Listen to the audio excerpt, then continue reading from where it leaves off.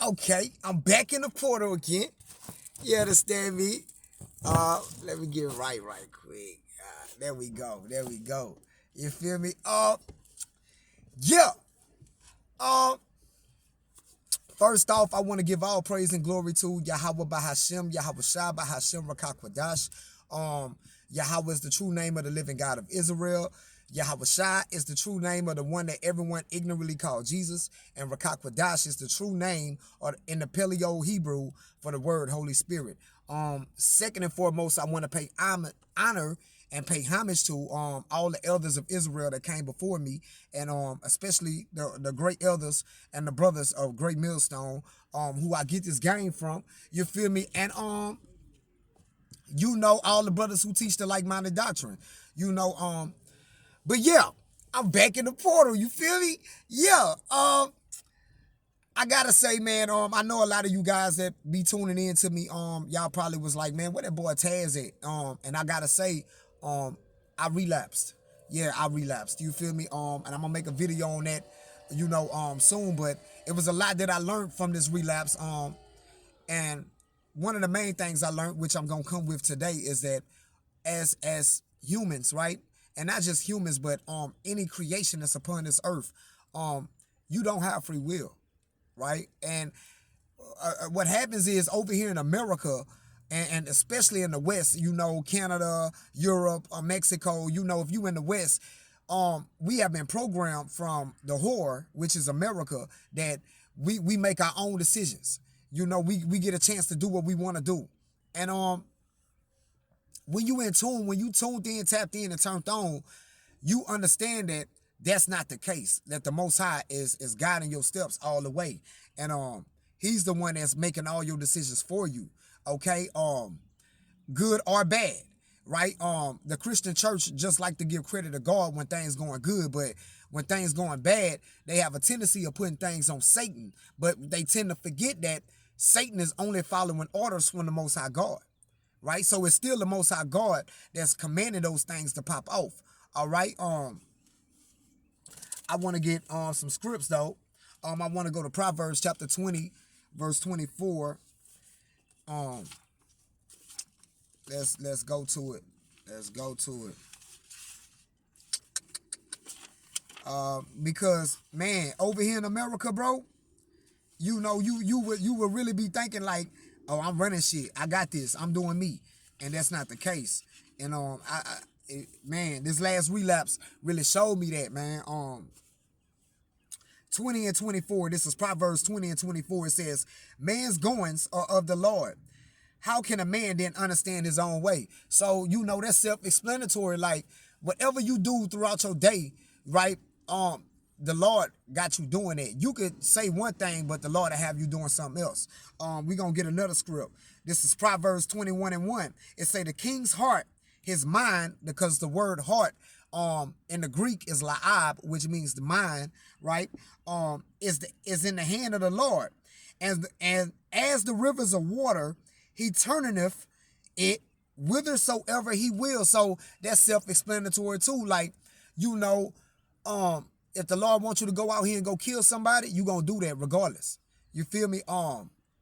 If the Lord wants you to get with this lady for whatever reason, or this man, you're going to do it regardless. You have no control in this life whatsoever. And that's scary to a lot of people. So they, just like death, they tend not to think about it. You know what I'm saying? But death by itself, the act of death by itself, physical death by itself is enough proof to let you know you don't have free will. And when I have this conversation with people, that's one of the main things I bring up, because I got a brother named Mr. AJ. He Mr. AJ is a great guy, man. But we always have like very intellectual conversations, and one of the topics that we choose to agree to disagree on is free will. And I bring up, I be like, okay, Mr. AJ, if we got so much of a free will, right, if we can make our own choices and decisions, tell me when you gonna die. And the conversation always gets quiet, right? And it's not just him, but that's everybody I have this conversation with, because none of us know when we gonna die, right? None of us, nobody on this earth or that's been on this earth could have told you that they knew the day that they was gonna die. You know what I'm saying? Things probably hinted to them or led, or they probably had a unction, but they didn't know the exact moment or the exact time that they was going to die. You know what I'm saying? And to a lot of people, that's scary. You feel me?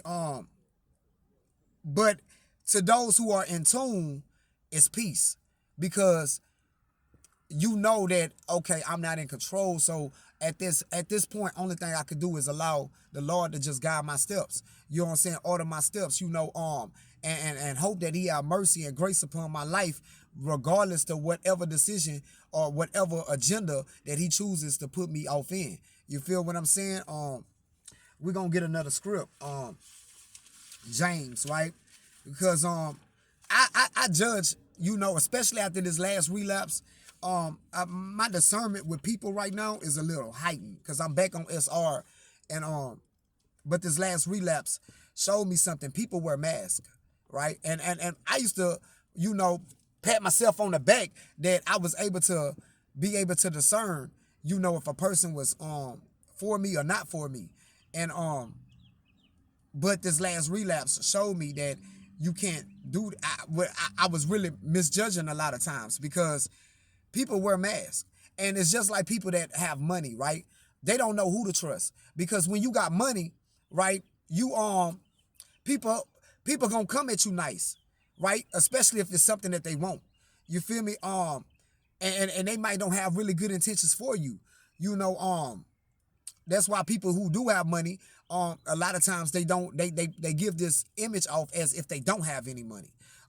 But on semen retention, fellas, your currency is your energy, right? This energy that you're storing up, and people can see that, right? So they gonna come at you with this mask on, with a mask of respect, with a mask of dignity, even though in their mind they'll have a whole nother picture or a whole nother thought process about you. And that got revealed to me, when I relapsed, same as a person that go broke, right? All the people that they looked out for when they go broke, they can't call none of those people. You know what I'm saying? Or when they do call them, those people get a chance to really act or show them how they really felt about them. You get me? And that's the same when you relapse. When you relapse and you hit the lower vibrations, that's a chance for the people to take off the mask. Because now you on the lower level where they at. You feel me? So now they get a chance to, if they didn't give a fuck about you, now they get a chance to express that. If they felt like you was a criminal or you was no good, they get a chance to express that.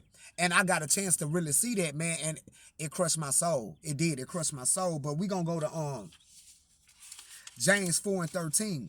It was a beautiful lesson that I had to learn through that.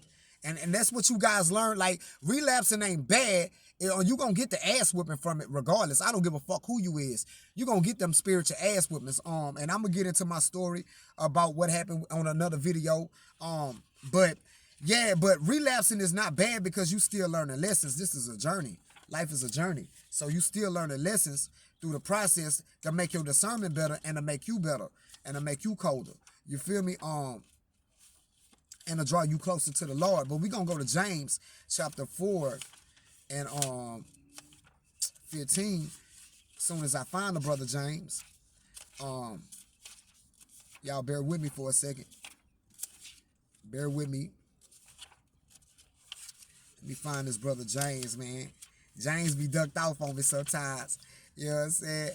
There goes the girl. I know James behind. Yep, James behind Hebrews. I got James. Okay, James 4:15. And the reason why I'm bringing out James 4:15 is because at this point of my life, I'm looking at it. I'm like, by me understanding and knowing that I have to be in full submission to the Lord and understand that He's guiding everything. He's in control of all things on the earth, right? I'm looking at people, because people will say, "Oh man, I believe in the Lord. I love the Lord," but at the same time, the way they move and the things that they speak is contrary to that thought. You feel what I'm saying? And I'm gonna get it. It say, for that, this is James 4:15. It says, for that ye ought to say, if the Lord will, we shall live and do this or that. That's how I'm looking at people now. Like if a person, if I'm speaking to a person, and if a person don't, say, if the Lord will Taz, I'll come through. Man, if it's God will Taz, I'll speak to you tomorrow. If a person don't be speaking like that when I'm communicating with them, 9 out of 10, I'm about to distance myself from you. Because you let that's a sign to me at this point in my life that you're an NPC. You're a fucking NPC. And you really think in your mind, because that's what NPCs do. In their mind, it's not a thought. They're not awoke to the fact that the Lord is controlling everything. In their mind, the Lord have them thinking that it's them doing it. You know what I'm saying? That they're pulling off everything. That's that NPC shit. And I can't, at this point, I can't really associate, you know what I'm saying, myself with you. But that's a good marker. And you'll hear a lot of elder people that's awoke, because a lot of elders ain't awoke. But those who are awoke, you'll hear them say, baby, if it's the Lord's will, that's a person that done experienced some things in their life. They know I ain't in control of shit. The Lord controlling everything. But semen retention, you can lose your life on this shit. You can lose your life, man. You got to understand, this is discipleship. And when you activate it, you could lose your life, man, if you're not following what the Lord wants you to do. And it's not even just that. It's not even just the relapsing. This even for those who are just NPCs, right? If the Lord wants you to go kill somebody and you don't go kill them, the Lord will kill you. You know what I'm saying? I'm speaking from it from a perspective of us on SR, or those who are inside of the ministry, right? That's why it's a dangerous thing even for women to be teaching His word. Because if you going against the game and you teaching His word, the Lord will kill you. He will knock you the fuck off. And I think as humans, we forget that side of the Lord. You know what I'm saying? Like the Lord would knock you off, bro. Like He would take your fucking life from you in a heartbeat. You know what I'm saying? And we're going to get into 1 Kings chapter 14. Because there was a beautiful brother who didn't follow what the Lord wanted him to do. He didn't follow the game, right? Now, matter of fact, we're going to go to 13. And I'm going to start it off right here, right? It says, and behold, there came a man of God out of Judah by the word of the Lord unto Bethel, and Jeroboam stood by the altar to burn incense. So at this moment, I got to give you a brief account what's going on. Jeroboam, he became the king over the northern tribe, right? And because at this point, after King Solomon died, the northern tribe and the southern tribe had separated. Okay, so when they separated, the reason why they separated, because the northern tribe was going off, they was disobeying God, while the southern tribe, the African Americans, the Jamaicans and Haitians, they were still holding on to what God wanted, which are the Judites, Levites, and I'm tripping. The Judites, Levites, which are the Haitians, and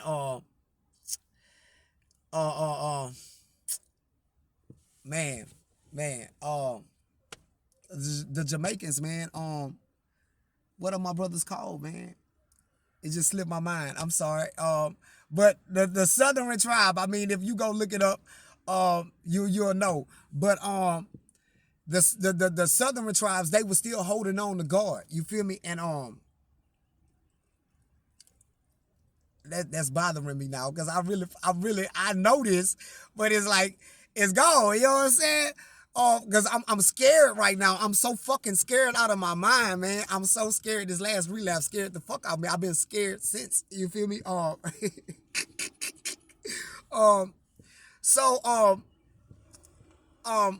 Yeah. So the northern and the southern tribe had separated from each other, right? And when they separated, Jeroboam was the king of the northern tribe, but he was doing a lot of wicked ass shit. You know, he was making idols to other gods and everything. So God rose up a prophet out of the southern tribe, out of Judah. If he was on the earth today, he would be considered as an African American, or if he was in West Africa, he would be considered as one of the people from the Igbo tribes. You know what I'm saying? That God rose him up to go challenge the northern tribe, which are our brothers who are, you know, the Latinos, Native Americans, Puerto Ricans, Guatemalans, Cubans, right? He raised them up to go talk to them. Same thing that's going on today, right? A lot of African Americans were telling Latinos before Trump got in, hey, y'all niggas, but they didn't want to hear that. They in their mind, they really thought they was white folks, and they became real Americanized. You know what I'm saying? Until Trump got in and really, with these deportations, reminded them, y'all niggas. Y'all niggas. And now they crying. Now they crying, and now they looking back to Judah, African Americans, and like, y'all were right. Y'all were right. Yeah, we been right. We been right. You know, but it's okay. We still brothers, and that was just to bring us closer together, right? So, but let's keep going. It say, and he cried against the altar in the word of the Lord and said, O altar, altar, thus saith the Lord, behold, a child shall be born unto the house of David, Josiah by name, and upon thee shall he offer the priests of the high places that burn incense upon thee, and men's bones shall be burnt upon thee. And he gave a sign the same day, saying, this is the sign which the Lord hath spoken. Behold, the altar shall be rent, and the ashes that are upon it shall be poured out. And it came to pass, when King Jeroboam heard the saying of the man of God, which he had cried against the altar in Bethel, because Jeroboam had made an altar in Bethel, you know, to serve another god, his wicked ass. And that he put forth his hand from the altar, saying, lay hold on him. And his hand, which he put forth against him, dried up, so that he could not pull it in again to him. So as he telling his men, go get that motherfucker, his hand dried up. His shit withered up. You know what I'm saying? Man, the Lord is nobody to fucking play with, dog. He's nobody to play with, bro. And the king answered and said unto the man of God, entreat now the face of the Lord thy God, and pray for me, that my hand may be restored unto me again. And the man of God besought the Lord, and the king's hand was restored to him again, and became as it was before. So the man of the Lord, right, from Judah, right, one of the African Americans, right, he prayed to the Lord. He was like, man, Lord, if you don't mind, Lord, if it be in your will, give him his hand back. And on the behalf of that brother, the Lord gave him his hand back. You know what I'm saying? Let's keep going. And the king said unto the man of God, come home with me, and refresh thyself, and I will give thee a reward. And the man of God said unto the king, if thou wilt give me half thine house, I will not go in with thee, neither will I eat bread nor drink water in this place. For so it was charged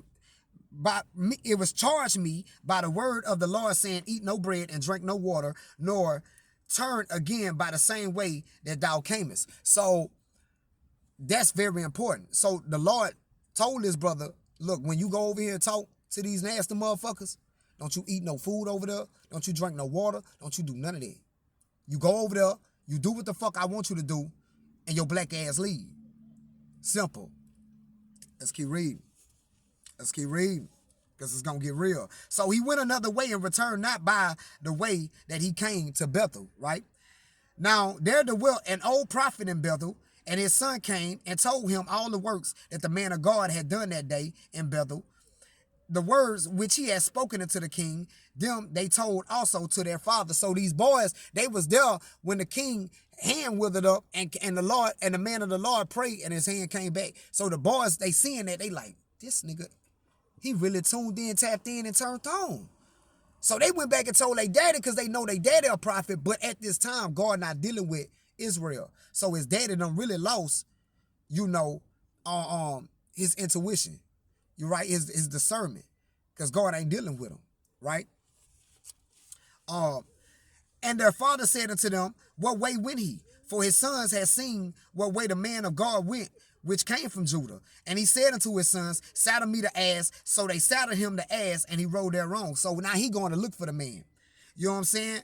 And he went after the man of God, and found him sitting under the oak. And he said unto him, art thou the man of God that camest from Judah? And he said, I am.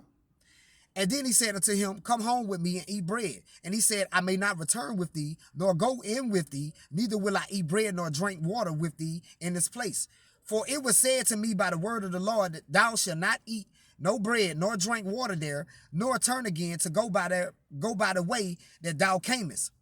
And he said unto him, so now the brother, the Mexican brother, right, from the northern tribe, right, he telling the Judite, right, the African-American brother, he like, look, man, look what he about to say. He said unto him, I am a prophet, also as thou art. And an angel spake unto me by the word of the Lord, saying, bring him back with thee into thine house, that he may eat bread and drink water. But he lied unto him. See, this is very dangerous.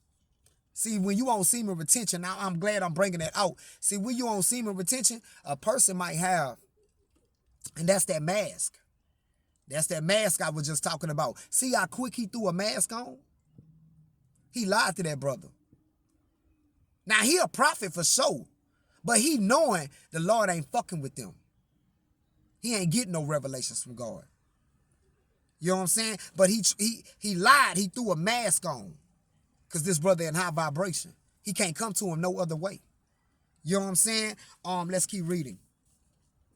Let's keep reading. That's why on this journey, man, when you know the Lord got you doing something, you can't fall into the trap of what other motherfuckers talking about and what they saying and what they doing. That could cost you your life. You feel me? Let's keep going. Let's keep going. This lesson got me scared as a motherfucker. So he went back with him and did eat bread in his house and drank water. And it came to pass, as they sat at the table, that the word of the Lord came unto the prophet that brought him back. Now, this to show you that nobody got free will.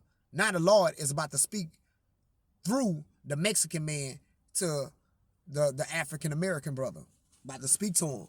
Now the Lord ain't been dealing with them at all. But the Lord like, all right, bitch, since you want to lie to him, I'm about to use you. You my creation. I can use whatever I want to use out here. I'm about to use you to bring judgment on his motherfucking ass, since he ain't want to do what I wanted him to do. Let's keep reading. Let's keep reading. This is scary right here.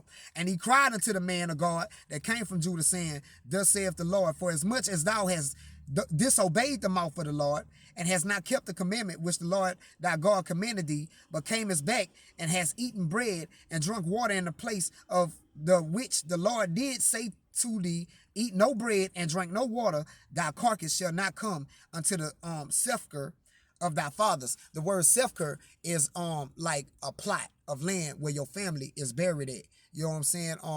So what God was speaking through the Mexican to the African-American brother was, you ain't gonna be buried. Bitch, I'm about to kill you right now. I'm about to kill you. You ain't even gonna make it back home, bitch, to die. See, if you would have did what I wanted you to do, I would have let you, be buried with your fathers. See, I had a certain time that I was gonna knock you off anyway. But since you want to disobey me right now, I'm gonna go ahead and speed that time up and go ahead and knock your bitch ass off right now. Man, this is scary. This is scary. Let's keep reading. Let's keep reading. And it came to pass after he had eaten the bread and after he had drunk, so the Lord like, yeah, go ahead and eat. Go ahead and drink. This is going to be your last meal. Yeah, go ahead. Go ahead. This is going to be your last meal right here, partner. That he saddled for him the ass, to wit, for the prophet whom he had brought back. And when he was gone, a lion met him by the way and slew him, and his carcass was cast in the way, and the ass stood by it, and the lion also stood by the carcass. Now this is how cold the Lord is, right? This let you know the Lord did this. The Lord had a lion come way from somewhere else just to kill him. That's like, man, that is scary, bro. That's like, I'm in Dallas right now, and it's like I don't do something that the Lord want me to do. The Lord have a lion.